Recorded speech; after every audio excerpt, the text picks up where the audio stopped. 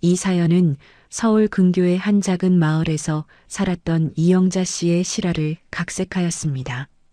깜깜한 새벽, 바늘로 꿰맨 듯 고요한 아파트의 복도. 한 여자가 슬리퍼를 질질 끌며 화장실로 향합니다. 67의 나이 박정숙은 요즘 들어 새벽잠이 없어졌습니다. 오랜 세월 몸을 혹사한 탓인지 화장실을 자주 들락거리는 일상이 되었죠. 왜 이렇게 잠이 안 오는지. 정숙은 혀를 차며 화장실에서 나와 복도를 걷다가 아들 부부의 방 앞에서 발걸음을 멈췄습니다. 새벽 3시 17분. 불이 켜져 있네요. 문득 걱정이 됩니다. 아들 민호가 다음날 중요한 재판이 있다고 했는데 이 시간까지 잠을 못 이루고 있는 걸까요? 그때 방 안에서 들려오는 며느리 소연의 목소리. 돈도 없는 시발년이 매달 500씩 처먹어? 죽일까? 정숙의 심장이 멎는 듯 했습니다. 귀를 의심하며 문틈에 귀를 바짝 갖다 댔습니다. 그러면 상속세도 아낄 수 있고 엄마 보험금 10억이잖아. 민호의 목소리였습니다. 아들의 입에서 나온 말이 맞나요? 정숙은 문틈으로 방 안을 들여다보았습니다. 침대 위에 앉아있는 민호와 소연이 보험 서류를 펼쳐놓고 웃고 있었습니다. 정숙의 보험 서류였죠. 언제까지 기다려야 돼? 좀 빨리 해결하면 안 돼? 기다리라니까. 자연스럽게 보여야지. 지금 갑자기 엄마가 죽으면 우리가 의심받잖아. 아, 정말 짜증나. 그 노인네 때문에 얼마나 많은 돈을 날리고 있는데. 정숙의 눈에서 눈물이 흘렀습니다. 그녀는 주저앉아 입을 틀어막은 채 30초간 숨죽여 울었습니다. 평생을 바쳐 키운 아들, 그리고 그 아들이 평생을 함께하겠다며 데려온 며느리. 이 세상에서 가장 믿었던 두 사람이 자신의 죽음을 계획하고 있었습니다. 정숙은 침실로 돌아와 새벽 내내 천장을 바라보았습니다. 30년 전 남편이 갑작스런 사고로 세상을 떠났을 때부터 시작된 그녀의 삶이 주마등처럼 스쳐 지나갔습니다. 공장에서 밤늦게까지 일하고 돌아와 4살배기 아들에게 밥을 챙겨주던 날들. 손이 갈라지고 피가 나도 포기하지 않고 일했던 시간들. 아들 민호가 고등학교 때 아버지 빈소에서 엄마 나 변호사 될 거야 라고 약속했을 때의 그 결연한 눈빛. 그 눈빛을 믿고 청소부로 일하며 아들의 법대 학비를 대던 고단한 시간들. 사법고시 합격 소식을 들었을 때 정숙은 쓰러졌습니다. 기쁨의 눈물을 흘리며 우리 민호가 해냈구나. 당신 아들이 해냈어요 라고 하늘에 대고 외쳤던 그날. 모든 것이 헛된 것이었을까요? 아침이 밝았습니다. 정숙은 평소처럼 일어나 아침 식사를 준비했습니다. 마치 아무 일도 없었던 것처럼. 어머니, 일찍 일어나셨네요. 소연이 거실로 나왔습니다. 평소와 다름없는 미소를 짓고 있었습니다. 어젯밤 정숙을 죽이자는 말을 했던 그 입술에서 새어나오는 가식적인 미소. 그래, 일찍 잠이 깼어. 민호는 아직 자고 있어요. 오늘 중요한 재판이 있어서 좀 더 쉬게 놔뒀어요. 그래, 그럼 밥 다 됐으니까 민호 깨워. 소연은 방으로 들어갔고 잠시 후 민호가 나왔습니다. 34세, 국내 5대 로펌의 최연소 파트너로 발탁된 성공한 변호사. 정숙은 아들을 바라보았습니다. 그 눈에서 더 이상 예전의 순수함은 찾아볼 수 없었습니다. 엄마, 요즘 어디 아프세요? 민호가 밥을 먹으며 물었습니다. 정숙은 등골이 오싹해지는 느낌이었습니다. 아니, 괜찮아. 어머니, 요즘 몸이 좀. 소연이 말을 꺼내려 했습니다. 내가 언제 아프다고 했니? 멀쩡해. 정숙의 단호한 태도에 소연은 말을 멈추었습니다. 민호와 소연은 서로 눈빛을 교환했습니다. 정숙은 그 눈빛이 무엇을 의미하는지 이제는 알고 있었습니다. 아들 부부가 출근한 후 정숙은 곧바로 행동에 나섰습니다. 은행에 가서 47년 동안 모은 28억 원의 재산을 확인했습니다. 공장 노동자로 시작해 부동산 투자로 차곡차곡 모은 돈이었습니다. 아들에게 물려주기 위해 한 푼도 쓰지 않고 모아온 돈. 이 계좌의 잔고를 확인해 주시겠습니까? 네, 박정숙 고객님 계좌 잔액은 28억 3천만 원입니다. 통장을 보며 정숙은 쓰게 웃었습니다. 그녀는 결심했습니다. 이제 더 이상 자신을 배신한 아들을 위해 살지 않겠다고. 그날 밤 정숙은 혼자 거실에 앉아 민호의 어린 시절 사진을 보았습니다. 뽀얀 볼을 가진 5살 민호, 첫 책가방을 메고 환하게 웃던 초등학생 민호, 중학교 졸업식 날 수상소감을 말하던 민호. 그 순간들이 모두 거짓이었을까요? 미안하다. 엄마가 잘못 키웠구나. 정숙은 중얼거리며 사진첩을 덮었습니다. 이제 그녀의 마음에는 슬픔보다 차가운 결심이 자리 잡았습니다. 정숙은 3일 동안 변호사 3명을 만났습니다. 아들 민호가 일하는 로펌이 아닌 경쟁사 로펌의 변호사들이었죠. 그녀는 철저하게 상속과 증여에 관한 법률을 검토했습니다. 박 여사님, 재산을 특정 비영리 법인에 기부하시면 자녀분에게 한 푼도 돌아가지 않게 할 수 있습니다. 첫 번째 변호사의 설명에 정숙은 고개를 끄덕였습니다. 두 번째 변호사는 더 구체적인 방법을 제시했습니다. 자녀가 상속받을 수 있는 법적 권리가 있지만 특수한 형태의 신탁을 설립하면 실질적으로 접근하기 어렵게 만들 수 있습니다. 세 번째 변호사는 정숙이 가장 궁금해했던 질문에 답해 주었습니다. 네, 가능합니다. 자녀가 부모를 살해하거나 살해를 시도한 경우 상속인의 자격을 박탈할 수 있습니다. 증거만 확실하다면요. 정숙은 이 말을 들으며 쓰게 웃었습니다. 증거. 그녀는 이미 계획이 있었습니다. 그런데 박 여사님, 갑자기 왜 이런 상담을 원하시는 건가요? 혹시 자녀분과 문제라도? 정숙은 담담하게 대답했습니다. 아니요, 그냥 만약을 대비해서요. 나이가 드니 이것저것 준비해두고 싶어서요. 변호사 사무실을 나온 정숙은 곧바로 민간조사업체를 찾아갔습니다. 예전에 TV에서 본 적이 있었죠. 불륜 증거를 찾아주는 곳. 어머님, 무엇을 도와드릴까요? 조사관은 정숙을 보고 놀란 듯 했습니다. 대부분의 의뢰인은 젊은 여성들이었으니까요. 우리 며느리가 바람을 피우는 것 같아요. 확인하고 싶습니다. 네, 며느리분이요? 네, 제가 잘못 본 것일 수도 있고, 그래서 확실히 알고 싶습니다. 조사관은 고개를 끄덕이며 업무 절차를 설명했습니다. 정숙은 며느리의 사진과 일상 스케줄, 그리고 그녀가 의심하는 시간대를 상세히 알려주었습니다. 일주일 정도 시간이 필요할 것 같습니다. 괜찮습니다. 증거만 확실하게 잡아주세요. 정숙은 또한 다른 경로로 움직였습니다. 아들 민호의 로펌 동료를 만났습니다. 3년 전 민호가 최연소 파트너가 되었을 때 축하 파티에서 만났던 젊은 여성 변호사였죠.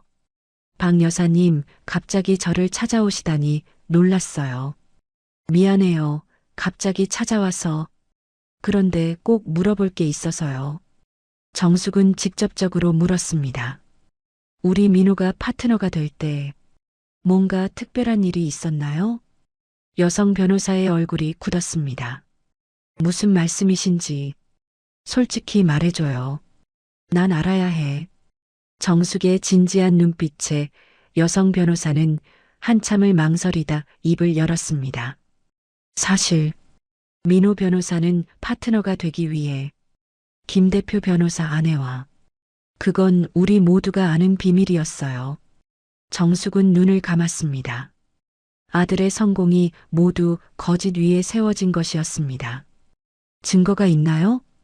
네, 무슨 증거가 있냐고요. 여성 변호사는 잠시 망설이다가 휴대폰을 꺼냈습니다. 저에게 메시지가 있어요. 그리고 호텔 영수증도. 정숙은 모든 자료를 받아 복사했습니다. 이제 마지막 단계였습니다. 집으로 돌아온 정숙은 거실에 앉아 민호의 어린 시절 일기장을 꺼냈습니다. 11살 때 쓴 일기장이었죠. 오늘 엄마가 또 늦게 들어오셨다. 배가 고파서 라면을 끓여 먹었다. 근데 맛이 없었다. 엄마가 해주는 라면이 먹고 싶다. 정숙의 눈에서 눈물이 흘렀습니다. 그녀는 빠르게 눈물을 닦아냈습니다. 이제 눈물을 흘릴 시간은 지났습니다. 일주일 후 조사관으로부터 연락이 왔습니다. 박 여사님 확인됐습니다. 며느리분이 3년 전부터 불륜 관계를 유지하고 있었어요. 모든 증거를 확보했습니다. 정숙은 담담하게 대답했습니다. 네, 감사합니다. 자료를 모두 보내주세요. 이제 모든 준비가 끝났습니다. 정숙은 은행에 가서 추가 절차를 밟았습니다. 그녀의 재산 28억 원 전액을 희망의 빛 재단에 기부하기로 결정했습니다. 학대받은 노인들을 위한 쉼터를 운영하는 재단이었습니다. 이 기부는 철회할 수 없나요? 은행 직원이 물었습니다. 엄청난 금액이었으니까요. 네, 철회 불가능하게 해주세요. 그리고 공증 절차도 밟아주세요. 정숙은 집으로 돌아와 저녁 식사를 준비했습니다. 오늘은 특별한 날이었습니다. 마지막 가족 식사. 그녀는 500만 원짜리 한우를 사왔습니다. 엄마, 이게 다 뭐예요? 무슨 날인가요? 퇴근한 민호가 식탁을 보고 놀라서 물었습니다. 그냥 우리 가족 오랜만에 함께 식사하는 날이잖아. 특별하게 준비했지. 소연도 놀란 눈으로 식탁을 바라보았습니다. 어머니, 갑자기 이렇게 비싼 음식을. 괜찮아. 마지막인데. 마지막이라뇨? 민호가 의아한 표정으로 물었습니다. 아니, 그냥 이렇게 특별하게 먹는 게 마지막일까 싶어서. 이제 나도 나이가 많이 들었으니까. 정숙의 말에 민호와 소연은 안도의 표정을 지었습니다. 그들은 모르고 있었습니다. 정숙이 모든 것을 알고 있다는 사실을. 식사는 조용히 진행되었습니다. 정숙은 아들 부부의 대화를 가만히 듣고 있었습니다. 그들의 가식적인 웃음, 거짓된 다정함, 모든 것이 이제는 투명하게 보였습니다. 소연아. 정숙이 갑자기 며느리를 불렀습니다. 네, 어머니. 너 혹시 임신했니? 소연은 당황한 표정으로 민호를 바라보았습니다.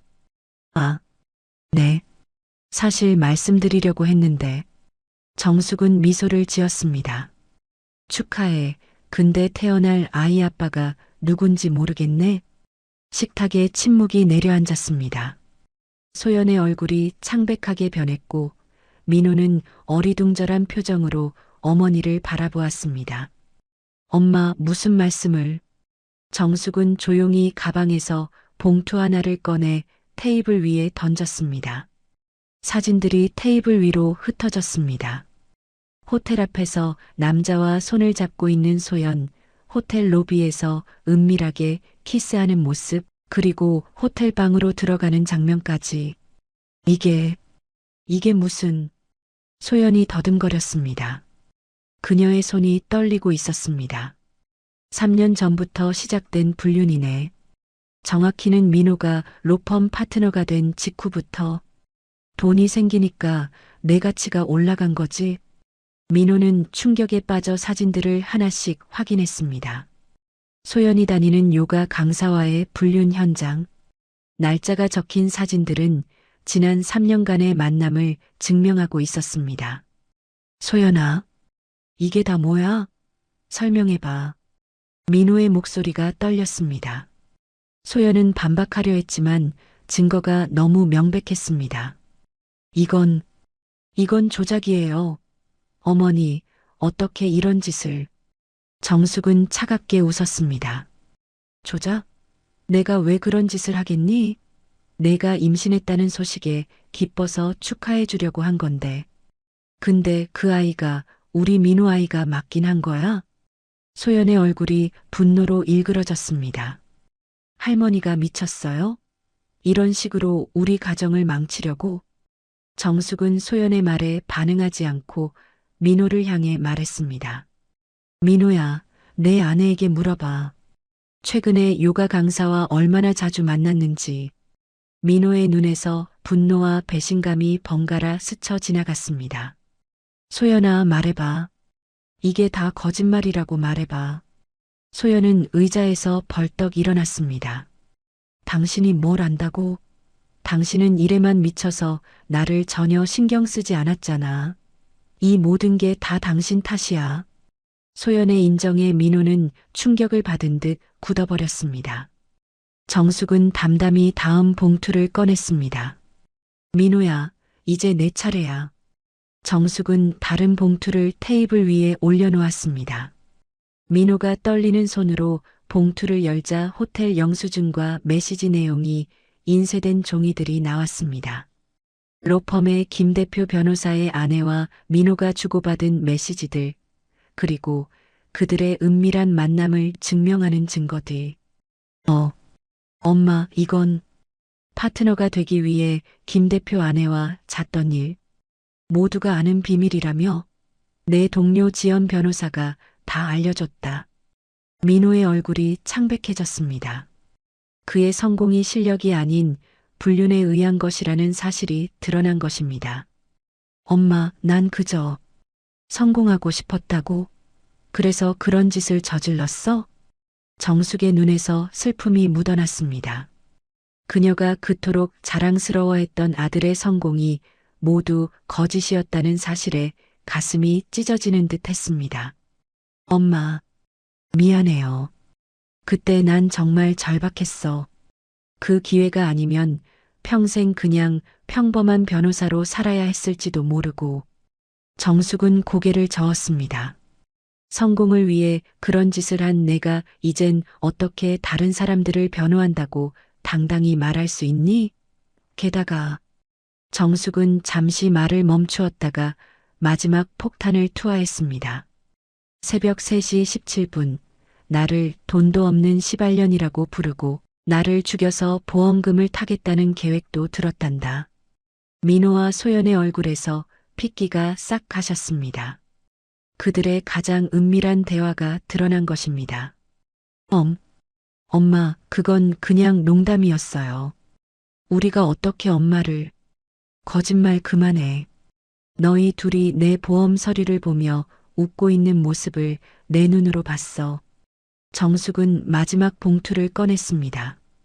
그 안에는 공증된 서류가 들어 있었습니다. 내가 평생 모은 돈 28억 원. 이제 희망의 빛 재단에 기부 완료됐다. 공증도 마쳤고. 정숙은 휴대폰을 꺼내 영상을 재생했습니다. 그녀가 공증인 앞에서 재산을 기부하는 장면이 담겨 있었습니다. 내 재산은 거지에게도 안 줘. 특히 너희 같은 쓰레기한테는. 민호는 충격에 빠져 말을 잇지 못했습니다. 소연이 먼저 정신을 차렸습니다. 할머니가 미쳤어요? 우리가 엄청난 돈을 벌고 있는데 그걸 굳이 왜? 정숙은 소연을 차갑게 바라보았습니다. 시발년은 바로 너야. 소연은 분노에 차서 정숙에게 달려들었습니다. 민호가 급히 소연을 붙잡았습니다. 소연아, 진정해. 이 미친 노인네가 우리 인생을 망쳤어. 우리 전부 다 잃게 생겼다고. 소연은 계속해서 발버둥쳤습니다. 정숙은 일어나 마지막 카드를 꺼냈습니다. 민호야, 내 로펌 내 성추문 자료는 내일 법무부에 신고 들어간단다. 민호의 얼굴이 하얗게 질렸습니다. 엄마, 제발. 그러면 내 변호사 자격이 박탈될 거야. 맞아. 그게 내가 한 짓에 대한 대가야. 정숙은 차분하게 마지막 말을 이었습니다. 난 이제 내 인생을 살 거야. 너희에게 바친 67년의 삶은 이제 끝났어. 정숙은 미리 준비해둔 작은 여행 가방을 들고 현관으로 향했습니다. 민호가 뒤따라왔습니다. 엄마, 제발, 제발 용서해 주세요. 내가 잘못했어요. 정말 미안해요. 민호는 무릎을 꿇고 울며 매달렸습니다. 정숙은 잠시 멈춰서서 아들을 바라보았습니다. 그녀의 눈에는 이제 더 이상의 슬픔도 분노도 없었습니다. 오직 냉담함만이 남아 있었죠. 내 아들은 10년 전 내가 로펌 들어가던 날 죽었어. 정숙은 문을 열고 나갔습니다. 문이 닫히는 소리와 함께 그녀의 옛삶도 끝이 났습니다. 이제 그녀는 새로운 인생을 시작할 것입니다. 거리를 걸으며 정숙은 깊은 숨을 내쉬었습니다. 가슴속에 무거운 돌덩이가 사라진 느낌이었습니다. 그녀는 손에 쥐고 있던 비행기 표를 바라보았습니다. 제주행 티켓이었죠. 새로운 시작을 위한 첫걸음. 인생의 대부분을 희생하며 살아온 정숙. 이제 그녀는 자신만을 위한 시간을 가질 것입니다. 배신의 아픔은 크지만 그녀가 만들어갈 새로운 삶에 대한 기대가 그 아픔을 조금씩 치유해 나갈 것입니다. 이제야 내가 산다. 정숙은 중얼거리며 앞으로 나아갔습니다. 뒤돌아보지 않고 제주의 바닷바람이 정숙의 머리카락을 부드럽게 흔들었습니다. 작은 해안가 마을의 펜션에 자리를 잡은 지 벌써 한 달. 정숙은 매일 아침 일출을 보며 하루를 시작하는 습관이 생겼습니다. 박 여사님, 아침 산책 다녀오셨어요? 펜션 주인 김영자 씨가 환하게 웃으며 인사했습니다. 이곳에 온 첫날부터 친절하게 대해준 사람이었죠. 네, 오늘은 바다가 특히 더 예뻤어요. 정숙은 미소로 답했습니다. 서울을 떠난 후 그녀의 얼굴에서 웃음이 떠나지 않았습니다. 마치 30년간의 무거운 짐을 내려놓은 듯한 해방감이 그녀를 감싸고 있었습니다. 오늘 마을 회관에서 도예 수업 있는데 같이 가실래요?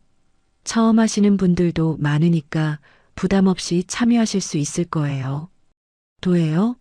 흙으로 그릇 같은 거 만드는 거죠? 한 번도 해본 적 없는데. 그래서 더 재밌을 거예요. 새로운 걸 시작하기에 늦은 나이는 없잖아요. 정숙은 잠시 생각에 잠겼습니다. 과거의 그녀라면 내가 무슨 일하며 주저했을 테지만 이제는 달랐습니다. 좋아요. 같이 가보죠. 도예 수업은 생각보다 훨씬 재미있었습니다. 흙을 만지는 감각, 손끝으로 형태를 만들어가는 과정이 묘하게 치유적이었습니다. 정숙은 처음 만든 작품이라고는 믿기지 않을 만큼 예쁜 작은 그릇을 완성했습니다. 박 여사님, 재능이 있으시네요. 처음 하시는 거 맞아요? 강사가 놀라며 물었습니다. 네, 처음 해봤어요. 근데 이상하게 손에 익숙한 느낌이 들어요. 그건 여사님의 인생이 담긴 손이라서 그래요. 오랜 시간 무언가를 만들고 가꾸어 온 손이니까. 강사의 말에 정숙은 자신의 손을 바라보았습니다. 주름지고 굳은 살이 박힌 손. 그녀의 인생이 고스란히 담겨 있는 손이었습니다. 수업이 끝난 후 정숙은 김영자와 함께 해안가 카페에 들렀습니다. 따뜻한 차를 마시며 바다를 바라보는 것이 요즘 그녀의 소소한 행복이었습니다.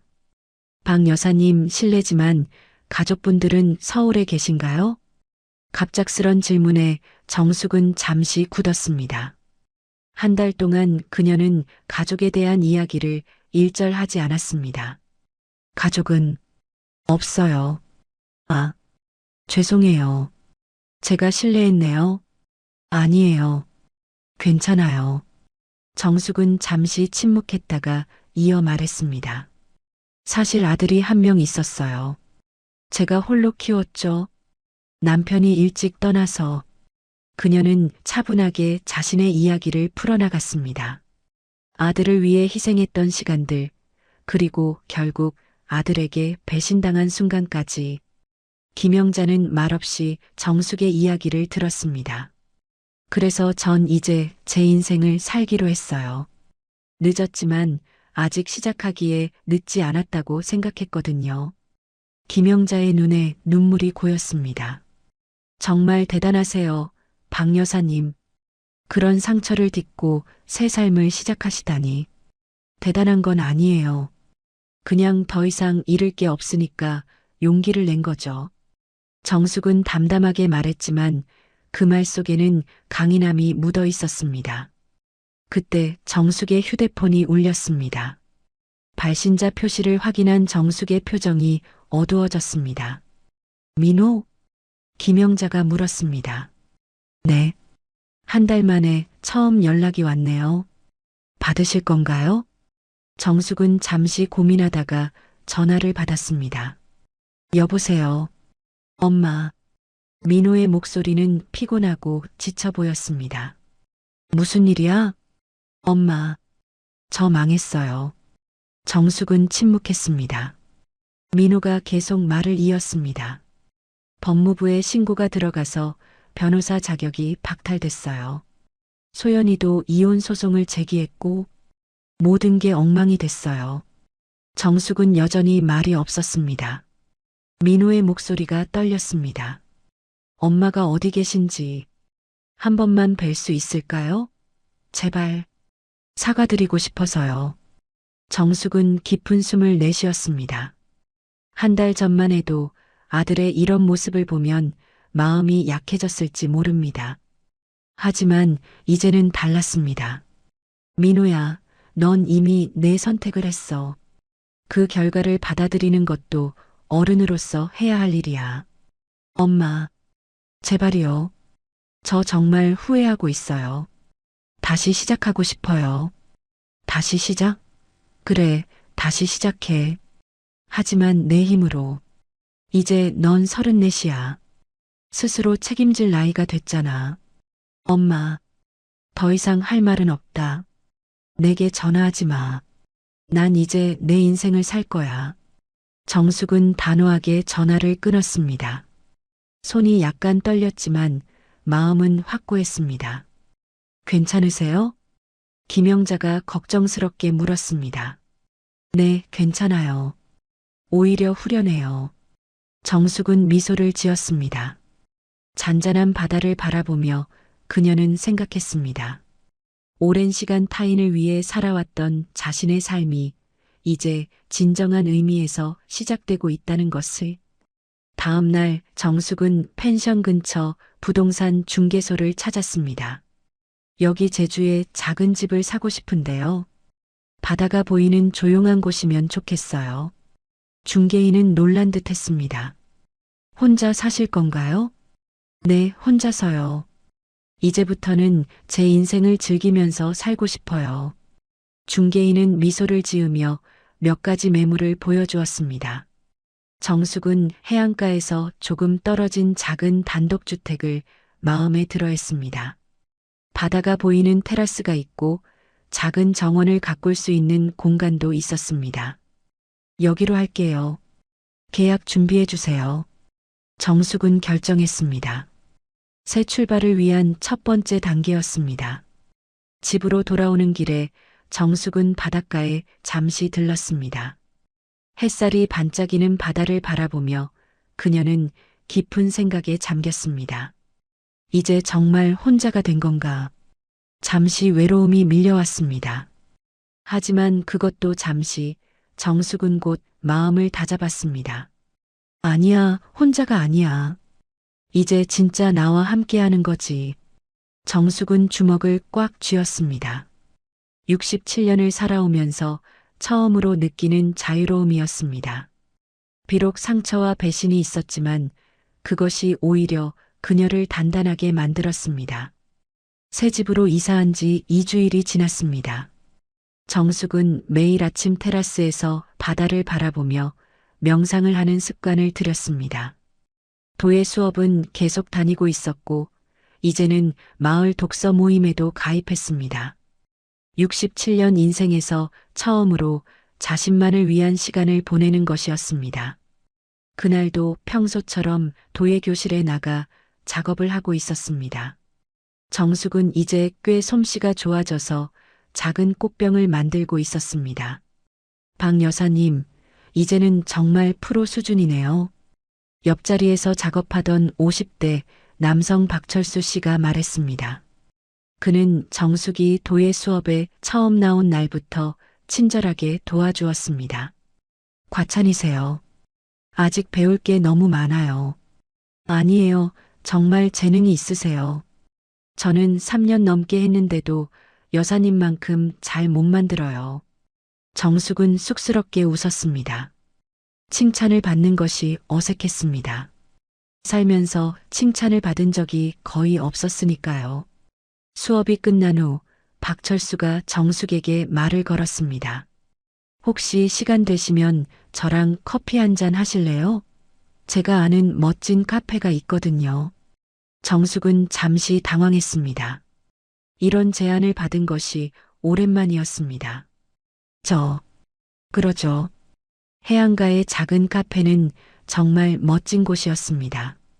바다가 한눈에 보이는 창가 자리에 앉아 커피를 마시며 두 사람은 자연스럽게 이야기를 나누었습니다.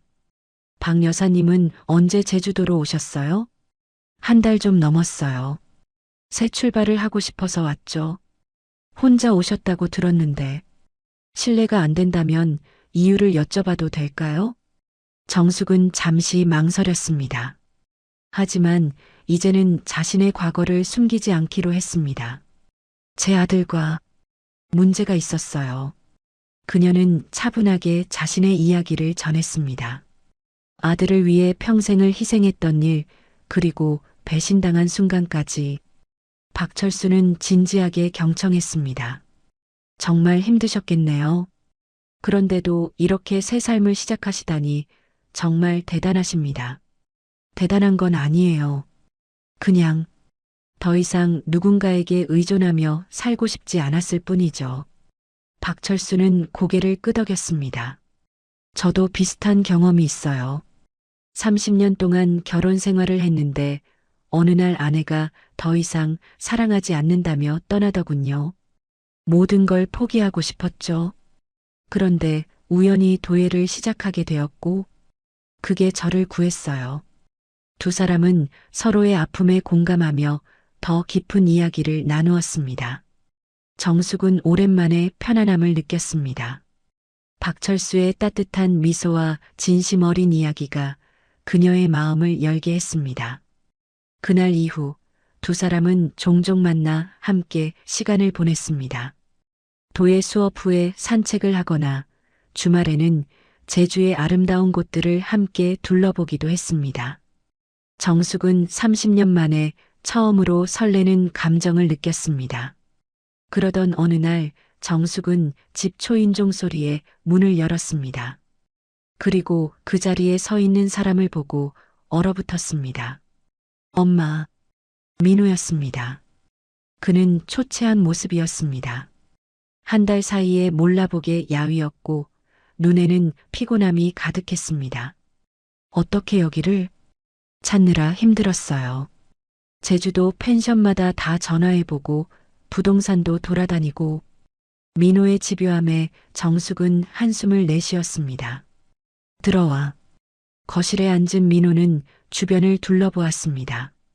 집 참 예쁘네요. 엄마답게 잘 꾸미셨어요. 정숙은 대답 없이 차를 내왔습니다. 무슨 일로 왔니? 엄마, 저 정말 잘못했어요. 용서해 주세요. 민호의 눈에 눈물이 고였습니다. 정숙은 담담하게 물었습니다. 소연이랑은 어떻게 됐어? 이혼했어요. 아이도 제 아이가 아니었대요. 정숙은 아들을 바라보았습니다. 한때는 그토록 자랑스러워했던 아들이 이제는 낯선 사람처럼 느껴졌습니다. 로펌은 그만뒀어요. 아니, 정확히는 쫓겨났죠. 지금은 작은 법률 사무소에서 일하고 있어요. 월급은 예전의 3분의 1도 안 돼요. 그래서 날 찾아온 거니? 돈이 필요해서? 민호는 고개를 저었습니다. 아니에요. 그런 거 아니에요. 정말로 엄마가 보고 싶었어요. 제가 얼마나 큰 잘못을 했는지 이제야 깨달았어요. 정숙은 창밖을 바라보았습니다. 파도가 잔잔하게 밀려오는 바다가 보였습니다. 민호야, 난 이제 내 인생을 찾아가고 있어. 내가 날 배신한 건 물론 아프지만 그 덕분에 내가 진짜 원하는 게 뭔지 깨닫게 됐어. 그래서 오히려 고맙다고 해야 할지도 모르겠네. 민호는 놀란 눈으로 어머니를 바라보았습니다.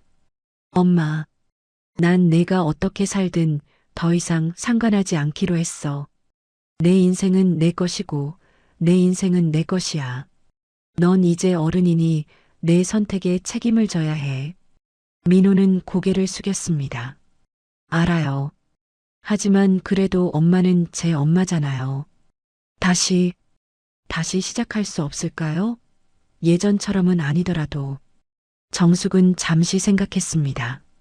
그녀는 이미 아들을 용서했습니다.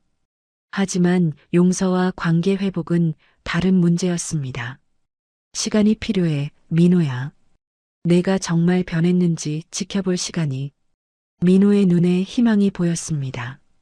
정말요? 기다릴게요, 엄마. 제가 정말 변했다는 걸 보여드릴게요.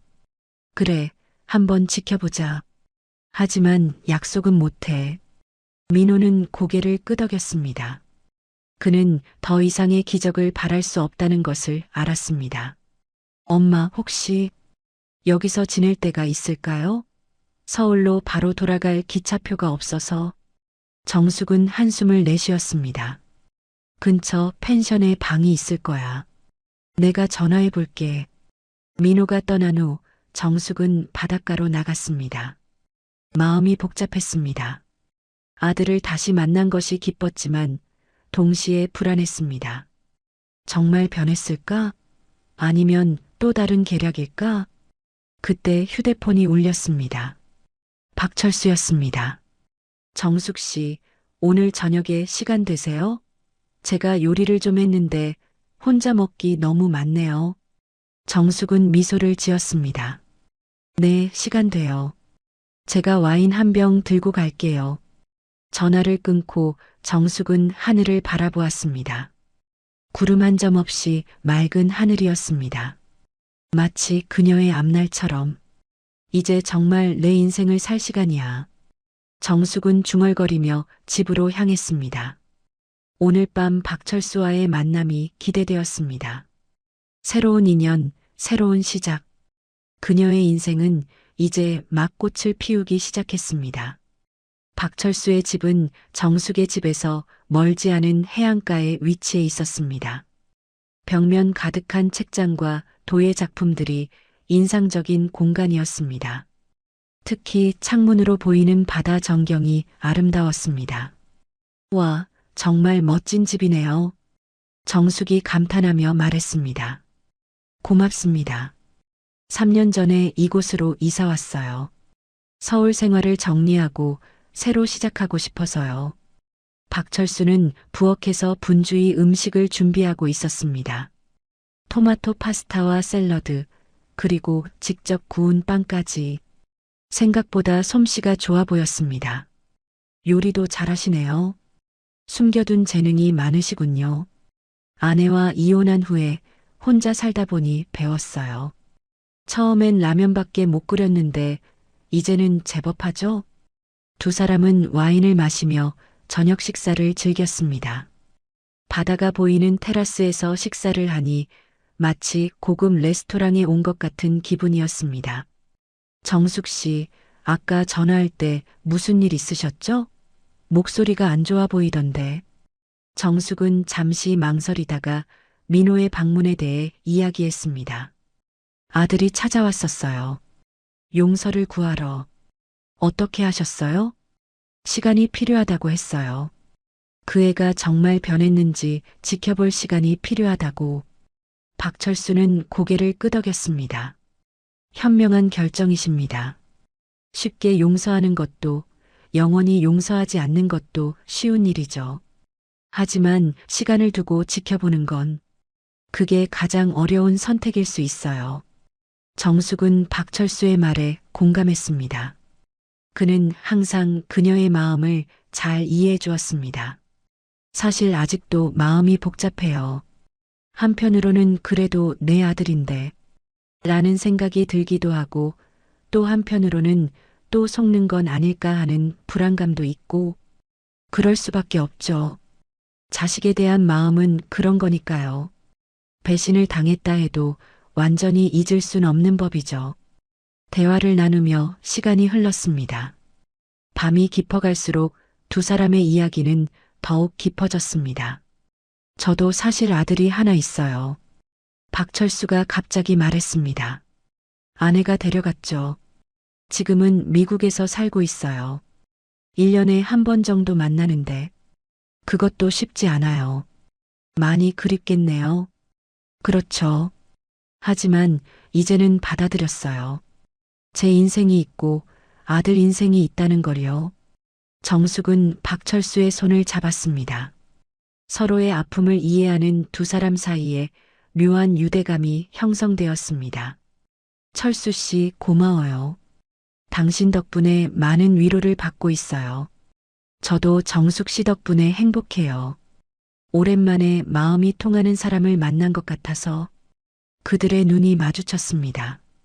오랜 시간 동안 닫혀있던 두 사람의 마음이 조금씩 열리고 있었습니다. 다음 날 아침 정숙은 일찍 일어나 해변을 산책했습니다. 어젯밤 박철수와의 만남이 자꾸 생각났습니다. 오랜만에 느껴본 따뜻한 감정이었습니다. 그때 휴대폰이 울렸습니다. 민호였습니다. 엄마, 오늘 시간 되세요? 같이 점심 먹을 수 있을까요? 정숙은 잠시 망설였습니다. 하지만 아들에게 기회를 주기로 했으니 거절할 이유는 없었습니다. 그래, 어디서 만날까? 그들은 해안가 식당에서 만났습니다. 민호는 어제보다 조금 나아 보였습니다. 깔끔하게 차려입은 모습이 예전의 그를 떠올리게 했습니다. 엄마, 어제는 정말 감사했어요. 사실 엄마가 만나주실 줄 몰랐거든요. 그래. 요즘 어떻게 지내? 민호는 자신의 근황을 이야기했습니다. 이혼 후 작은 원룸에서 혼자 살고 있다고 했습니다. 예전에 비해 수입은 적지만 오히려 마음은 편하다고 했습니다.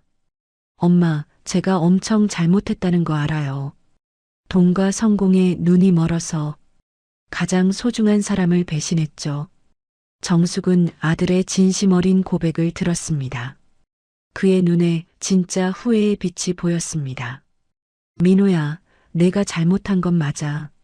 하지만 그것보다 중요한 건 내가 앞으로 어떻게 살아갈 거냐는 거야. 네, 엄마. 이제는 정직하게 살 거예요. 비록 작은 법률 사무소지만 진짜 도움이 필요한 사람들을 위해 일하고 있어요.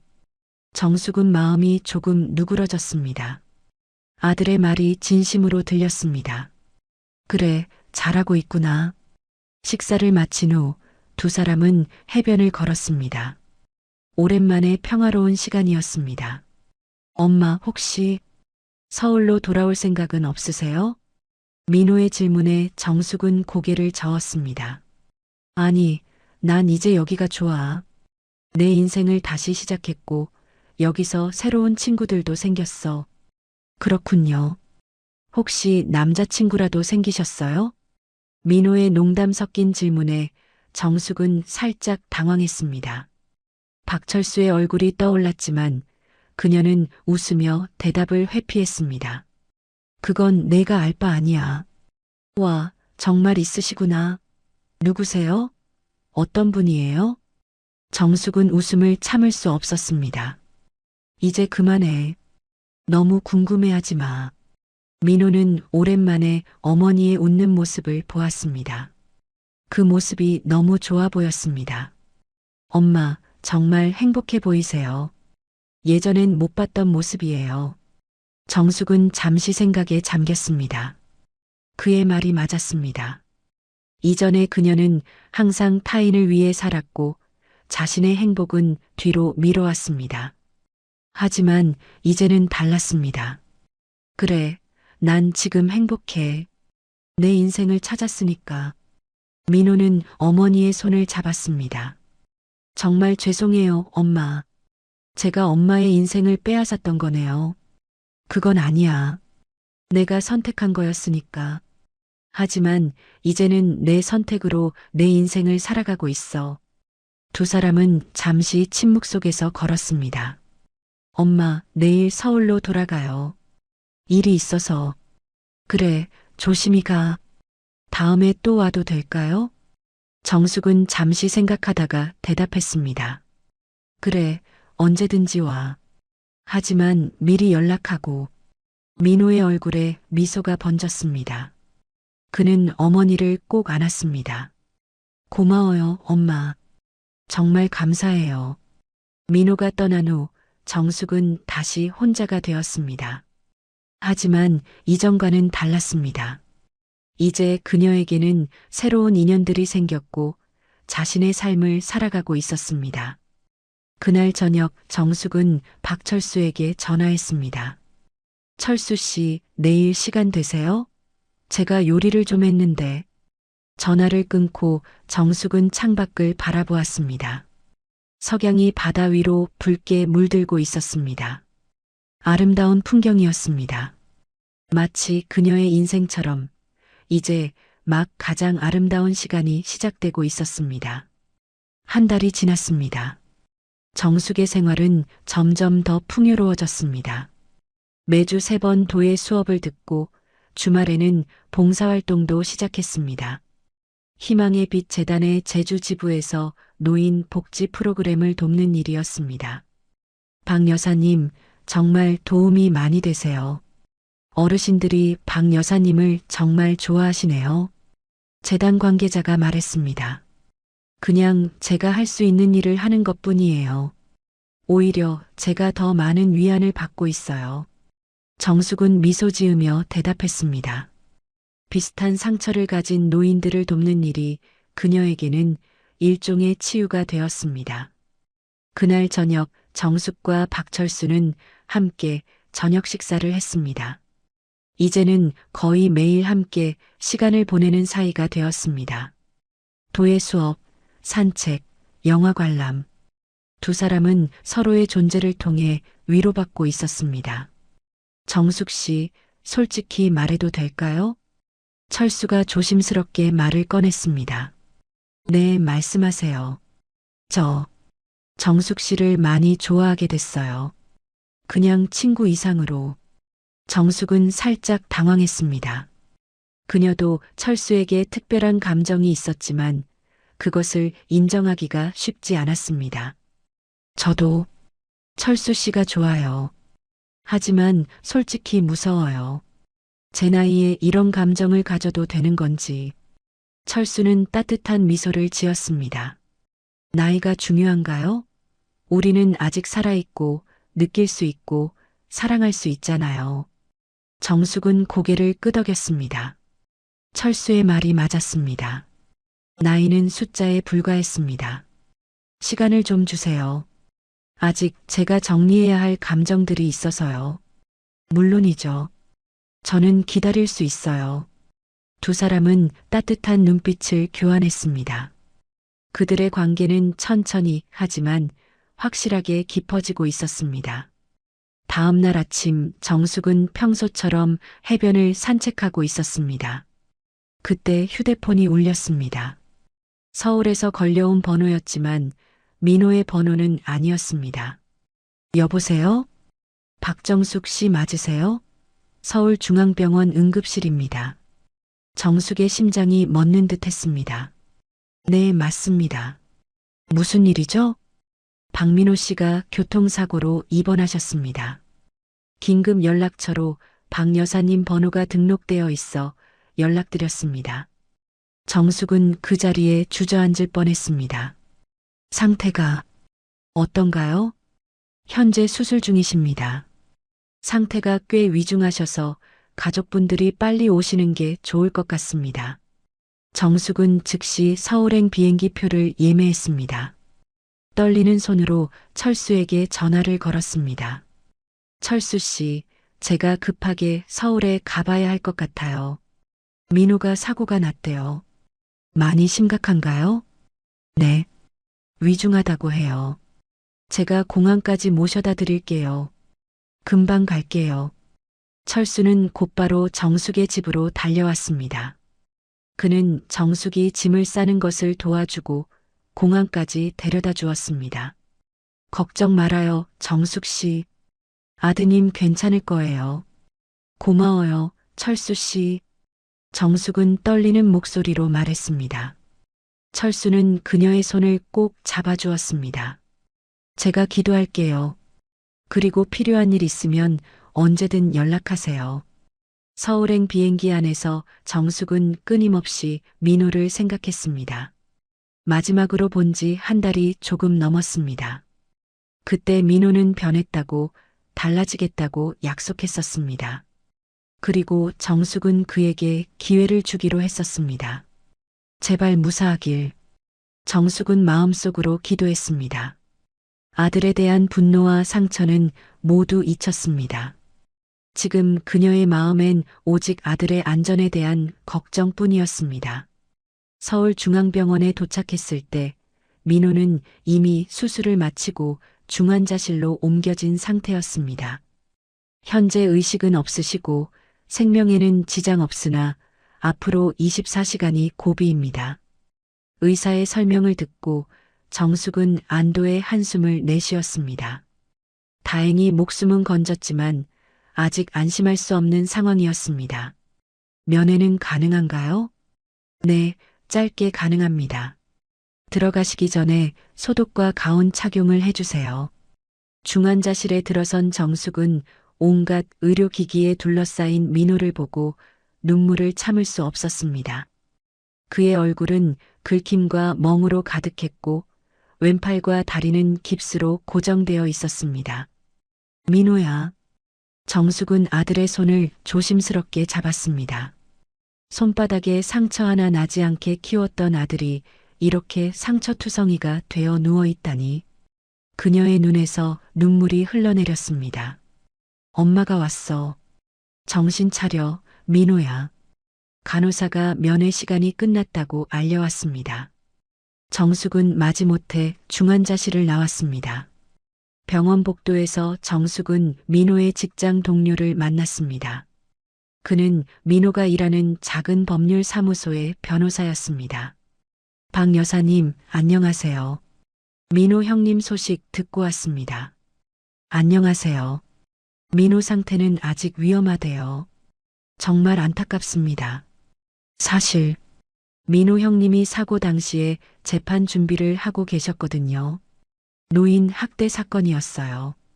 정숙은 놀랐습니다. 노인 학대요? 네, 요양원에서 일어난 노인 학대 사건인데 형님이 무료로 변호를 맡으셨어요. 그 피해 노인분이 형님의 어머니와 비슷한 상황이었다고 하시면서 정숙의 눈에 다시 눈물이 고였습니다. 민호가 정말 변하고 있었던 것입니다. 혹시 그 재판은 어떻게 되나요? 다른 변호사가 맡게 될 거예요. 하지만 형님이 준비해 놓은 자료들이 정말 완벽해서 승소 가능성이 높습니다. 정숙은 고개를 끄덕였습니다. 마음 한구석이 따뜻해지는 느낌이었습니다. 병원에서의 나날이 이어졌습니다. 정숙은 민호 곁을 떠나지 않고 지켰습니다. 3일째 되는 날 민호가 드디어 의식을 되찾았습니다. 엄마. 가냘픈 목소리로 민호가 불렀습니다. 정숙은 기쁨에 눈물을 흘렸습니다. 민호야, 정신이 들어? 의사 선생님 불러올게. 엄마, 미안해요. 민호는 힘겹게 말을 이었습니다. 괜찮아, 말하지 마. 지금은 쉬어야 해. 아니요. 꼭 말해야 해요. 엄마, 정말 미안해요. 제가 엄마에게 너무 못되게 굴었어요. 정숙은 아들의 손을 꼭 잡았습니다. 이제 그런 얘기는 그만해. 너 살아있다는 게 중요해. 민호의 눈에서 눈물이 흘러내렸습니다. 엄마, 사랑해요. 정숙은 아들의 이마에 키스했습니다. 나도 너를 사랑해, 민호야. 민호의 회복은 예상보다 빨랐습니다. 의사들도 놀랄 정도로 그의 상태는 나날이 호전되어 갔습니다. 일주일 후 그는 일반 병실로 옮겨졌고 정숙은 계속해서 그의 곁을 지켰습니다. 엄마, 제주도는 어떻게 하시려고요? 일도 있으실 텐데. 민호가 걱정스럽게 물었습니다. 괜찮아. 철수 씨가 집도 봐주고 있고 도예 선생님께도 얘기해뒀어. 철수 씨가 누구세요? 정숙은 살짝 당황했습니다. 아직 철수에 대해 민호에게 자세히 이야기한 적이 없었습니다. 그냥 친구야. 민호는 어머니의 표정을 살폈습니다. 그냥 친구요? 엄마 혹시 남자친구세요? 정숙은 얼굴이 붉어지며 손사래를 쳤습니다. 뭐야, 무슨 소리야. 그냥 도예교실에서 만난 친구일 뿐이야. 하지만 민호는 이미 눈치챈 듯 했습니다. 정말 다행이에요, 엄마. 새 인생을 시작하시는 것 같아서 기뻐요. 정숙은 아들의 솔직한 반응에 놀랐습니다. 예전에 민호라면 어머니의 새로운 관계에 불편함을 표했을 텐데 이제는 오히려 축하해주고 있었습니다. 고마워, 민호야. 엄마, 태어나면 제가 제주도로 내려가도 될까요? 엄마 집에서 좀 지내면서 철수 아저씨도 만나보고 싶어요. 정숙은 잠시 생각했습니다. 아들과 함께 지내는 것, 그리고 그가 철수를 만나는 것. 이전에는 상상도 못했던 일이었습니다. 그래, 좋아. 하지만 내 건강이 완전히 회복된 후에야. 민호는 미소 지었습니다. 그의 눈에는 예전에 볼 수 없었던 따뜻함이 있었습니다. 이틀 후 철수에게서 전화가 왔습니다. 정숙 씨, 아드님은 어떠세요? 많이 좋아졌어요. 일반 병실로 옮겼고 의사 선생님 말로는 빠르면 2주일 후에 퇴원할 수도 있대요. 다행이네요. 정말 걱정했어요. 철수 씨, 민호가 퇴원하면 제주도로 내려온대요. 저희 집에서 좀 지내면서 요양할 거래요. 잠시 침묵이 흘렀습니다. 그렇군요. 아드님과 잘 지내실 수 있길 바랄게요. 철수의 목소리에 약간의 실망감이 묻어 있었습니다. 철수 씨, 민호가. 철수 씨도 만나보고 싶대요. 정말요? 저를요? 네, 제가 철수 씨 얘기를 좀 했거든요. 철수의 목소리가 밝아졌습니다. 저도 아드님을 만나보고 싶어요.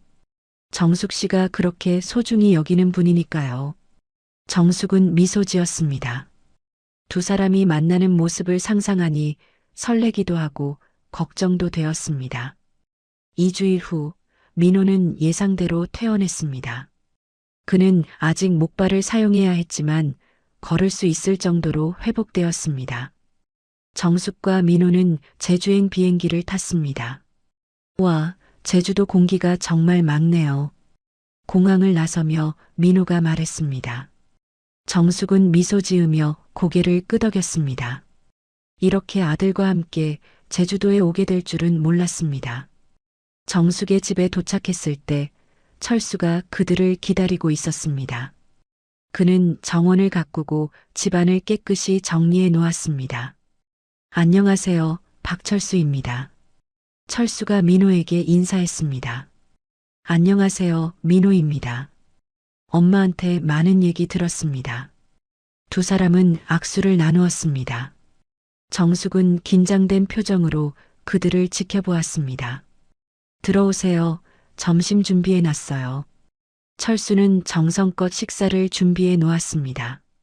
제주 특산물로 만든 다양한 요리들이 식탁 위에 놓여 있었습니다. 와, 정말 대단하세요. 이렇게 요리도 잘하시고. 민호가 감탄했습니다. 철수는 쑥스러운 듯 웃었습니다. 별거 아닙니다. 혼자 살다 보니 배운 거죠. 세 사람은 화기애애한 분위기 속에서 식사를 했습니다. 처음에는 어색했지만 시간이 지날수록 분위기가 편안해졌습니다. 철수 아저씨, 도예 작품 좀 보여주실 수 있을까요? 엄마가 아저씨 작품이 정말 훌륭하다고 하셨거든요. 그래요? 그럼 내일 제 집으로 초대할게요. 거기 작업실이 있거든요.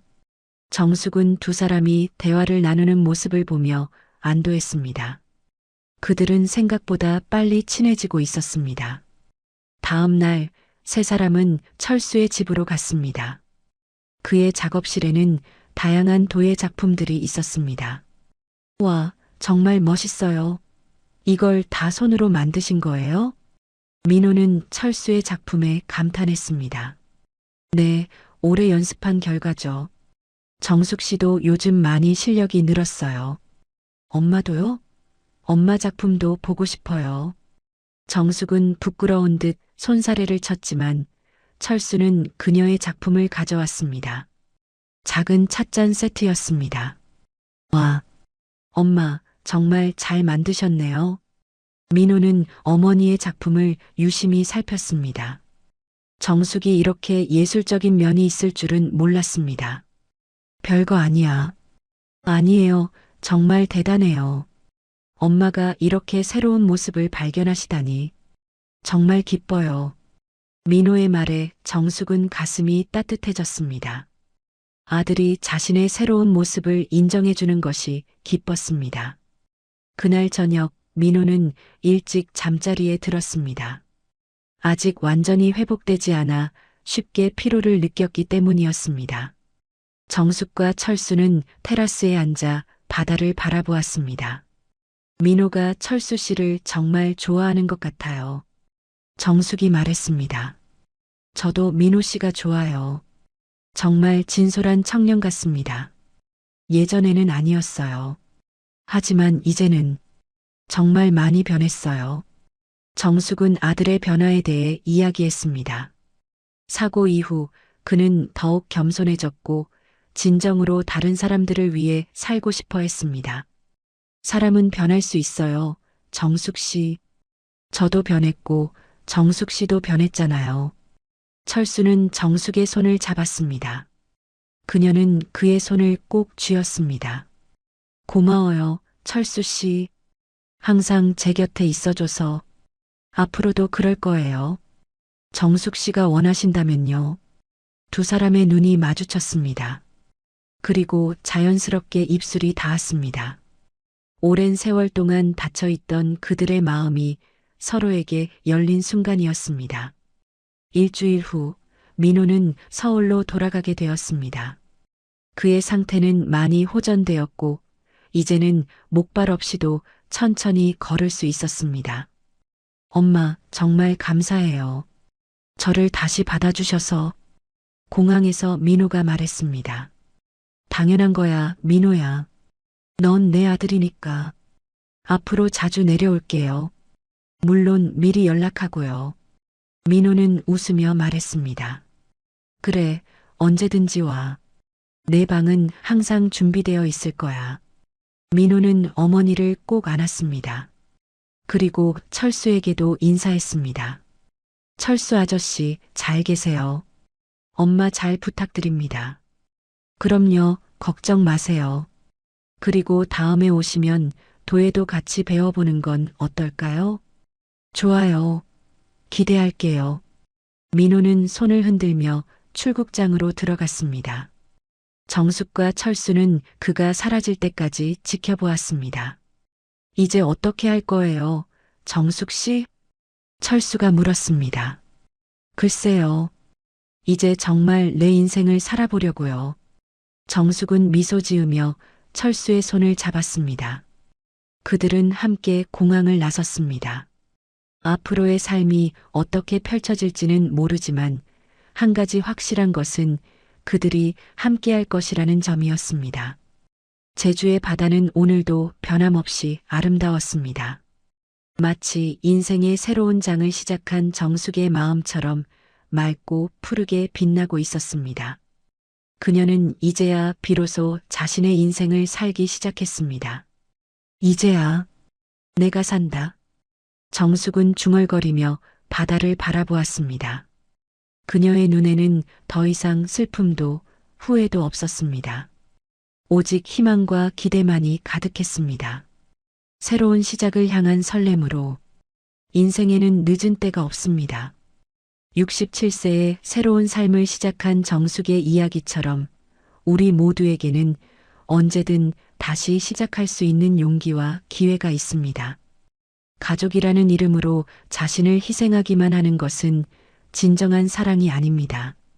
자신을 먼저 사랑하고 존중할 때 비로소 다른 이들과의 건강한 관계도 가능해집니다. 배신과 상처에도 불구하고 정숙이 자신만의 삶을 찾아가는 모습은 우리에게 큰 용기를 줍니다. 누군가에게 배신당했다고 해서 모든 것이 끝난 것이 아니라 오히려 새로운 시작일 수 있습니다. 나이가 들었다고 혼자라고 해서 행복을 포기할 필요는 없습니다. 정숙처럼 늦은 나이에도 새로운 취미, 새로운 사랑, 새로운 인연을 만들어갈 수 있습니다. 여러분도 혹시 인생에서 막막함을 느끼고 계신다면 용기를 내어 첫걸음을 내디뎌 보세요. 그 한 걸음이 여러분의 인생을 완전히 바꿀 수도 있습니다. 만약 이 이야기가 여러분에게 조금이라도 위로와 용기를 주었다면 댓글로 여러분의 생각을 나눠주세요. 여러분의 이야기도 누군가에게 큰 힘이 될 수 있습니다. 구독과 좋아요도 잊지 마세요.